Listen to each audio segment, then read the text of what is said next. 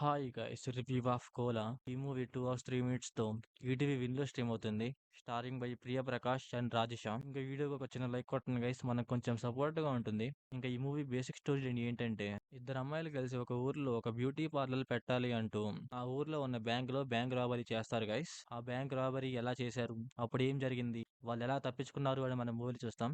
ఇంకా ఈ మూవీ ఎలా ఉందంటే, ఫస్ట్ హాఫ్ బాగుండి సెకండ్ హాఫ్ పర్లేదు అనిపించింది. ఇంకా ఈ మూవీ ఫ్యామిలీతో చూడొచ్చా అంటే ఎస్ గైస్ చూడొచ్చు. అడల్ట్ సీన్స్ అయితే ఏముండవు. మీకు మూవీలో ఓన్లీ ఫస్ట్ హాఫే కొంచెం ఎంగేజింగ్ గా ఉంటుంది.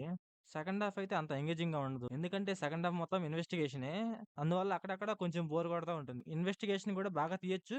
బట్ ఈ మూవీలో మాత్రం అంత బాలేదు. ఆ ఇన్వెస్టిగేషన్ సగం బాగుంటది, కాకపోతే సగం బాగుండదు. అంటే చూస్తూ చూస్తూ ఉంటుంటే చాలా లాగ్ అనిపిస్తుంది. అండ్ మూవీలో మీకు ఫస్ట్ హాఫ్ లో రాబరీ ఎలా చేస్తారు అనే దాన్ని చాలా బాగా చూపిస్తారు గైస్. అది కొంచెం ఎంగేజింగ్ గా ఉంటుంది, అలాగే కొంచెం ఇంట్రెస్టింగ్ గా కూడా ఉంటుంది అనమాట. మీకు అక్కడ దాకా మూవీ చాలా వరకు ఇంట్రెస్టింగ్ గా ఉంటుంది, దాని తర్వాత అంతే ఉండదు అనమాట.